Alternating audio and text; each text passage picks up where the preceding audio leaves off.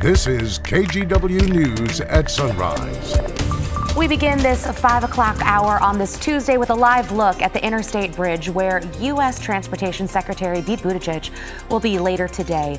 He's taking a closer look at the I-5 bridge project between Portland and Vancouver.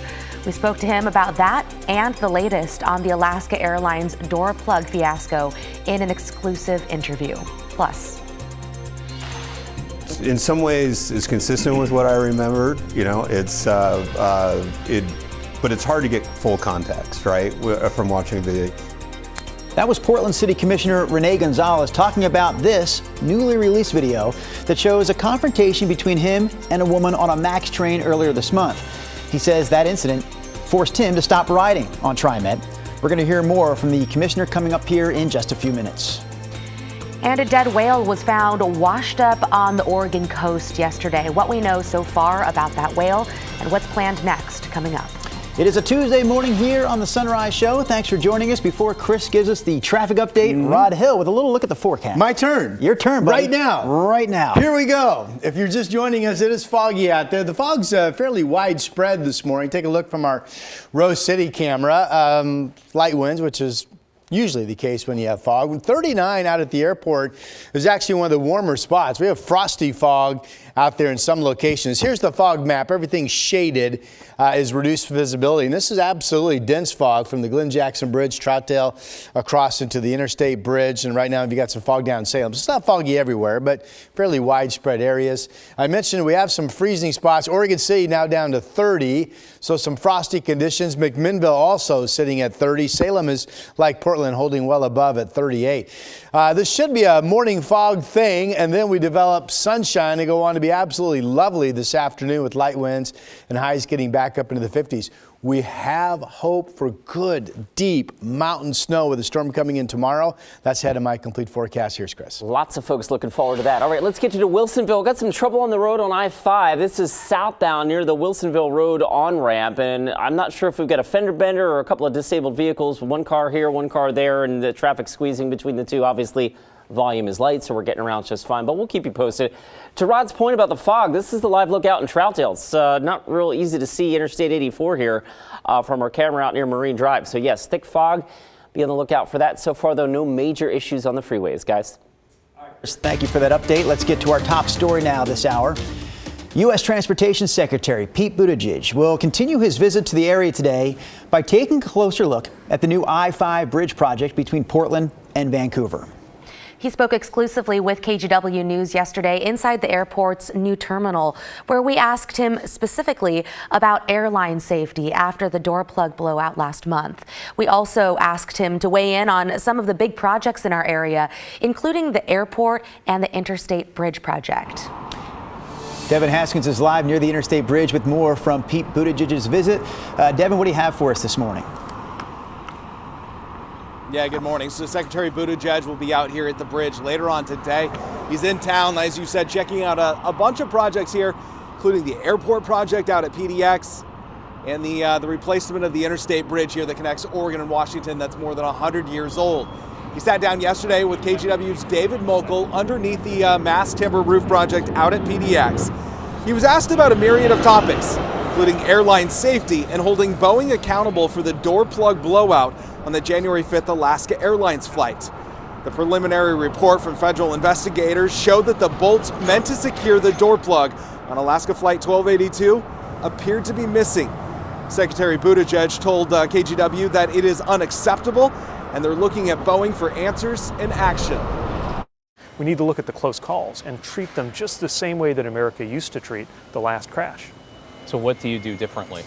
Well, a couple of things. First of all, Boeing, of course, is under a microscope right now. FAA is looking at every step of their process to understand how their, not just their quality control, but really their safety culture works and what needs to change. Secretary Buttigieg will check out the Interstate Bridge here later on today. He was asked if there was more federal funding on the way, and his response makes it sound like so far that's not going to be the case. He was also asked what his current thoughts are on the bridge. He called it, quote, not good enough. We'll have more from him coming up at 6. Back to you. All right, Devin, thanks for that update this morning. Let's talk more about bridges now, because the Port of Hood River recently landed a $200 million federal grant to help replace the Hood River Bridge. But this news has sparked a lot of questions from our viewers. Right. So viewer Steve asked our team on the story, why is the current Hood River Bridge one of just a couple in the state that charges a toll? And if a bridge is continually tolled, does that mean it's not state owned? So we did a little digging. Our sources, Port of Hood River, Port of Cascade Locks, ODOT, and Multnomah County. We can verify that, yes, in Oregon, all bridges that charge permanent tolls are not state owned. That means money from the state's gas tax does not go toward those bridges. So tolls are required to cover maintenance costs. Here's Kevin Greenwood with the Port of Hood River explaining how the tolls got started. So those tolls in the 1950s, 60s, and 70s, in part, aside from taking care of the current bridge, actually went into investing in economic development in Hood River and in on the fabulously popular waterfront here in Hood River. So while the new bridge in Hood River is getting built with the help of federal dollars, there will still be tolls to cover all future maintenance. Happening today at PDX, flight attendants are set to picket outside the airport. To be clear, though, this is not a strike. It is just a picket. Thousands of flight attendants will join in across the country, calling for better pay and better working conditions. It's all set to start at 11 o'clock this morning and is not expected to impact traffic or flight plans. We reached out to Alaska Airlines about this picket. They responded with a statement that reads in part, "Any Alaska flight attendants participating in picketing are not scheduled to work. We do not anticipate any disruption to our operation." Alaska also told us their flight attendant union is expected to pass a strike authorization vote soon, but added that does not mean a strike is imminent because airline strikes have to be approved on the federal level. Newly released video is giving us a look at the incident that made Portland City Commissioner Rene Gonzalez avoid TriMet. He says he was accosted on a MAX train. Take a closer look at the video. It's a little hard to tell what actually happens, but you can see a woman walking up behind Commissioner Gonzalez, bump him on the shoulder and leg. The woman then sat down in front of him. Gonzalez says she started criticizing Portland's policies around homeless people. She wasn't necessarily screaming or yelling. It wasn't, that temperature, but the combination of contact and then just engaging in critique of policy was what was concerning at the time. The commissioner says this was one of more than a dozen run-ins, both physical and verbal, that he's faced in the last year and a half. You may remember someone set a car on fire at his home last month. Gonzalez, who is also running for mayor, says he believes he's being targeted because of his policies around public safety and homeless people. He says he has taken steps to increase his security. All right, take a look at this before we get to Rod's forecast. A lot of people talking about this story on our website. A fin whale washed up along the Oregon coast on Sunset Beach in Warrenton. Fin whales, by the way, second in size only to the blue whales, and they typically stay pretty far offshore. NOAA says there are about 8,000 of them off the west coast. Last year, though, only 3 fin whales washed ashore on the entire west coast of the U.S.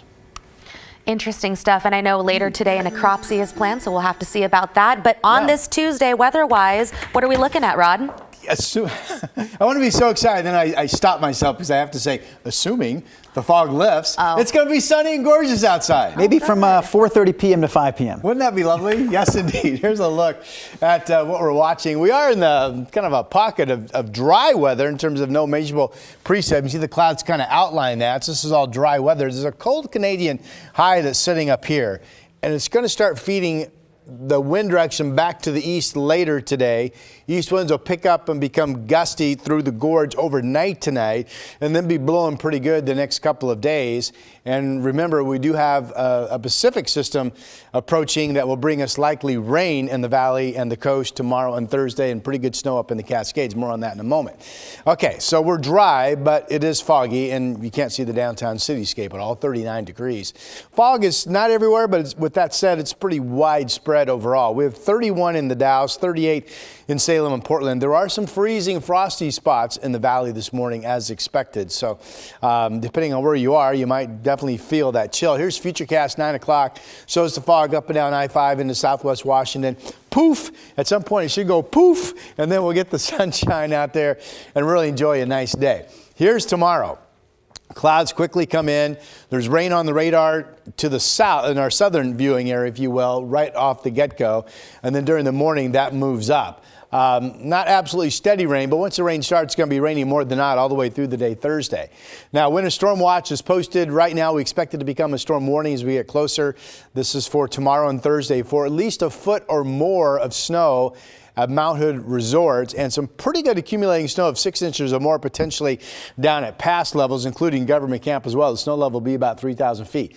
Now, remember I talked about the east wind. That's going to be advecting cold air into the gorge. I think tomorrow odds favor the gorge being above freezing with any mix of wintry weather not sticking. But tomorrow night, notice how this keeps the blue colors in the gorge and the Cascades. Tomorrow night through Thursday morning and into Thursday afternoon, it could potentially be all sticking snow with temperatures right around 30, 32 in the Columbia River Gorge. So we'll keep an eye on that. And of course, the snow piling up, thank goodness, in the Cascades. And there's all that rain continuing into the Rose City during the day Thursday. That storm quickly pulls out Thursday overnight, and we'll have a dry Friday break. For today, 50 or better this afternoon with light winds and developing sunshine.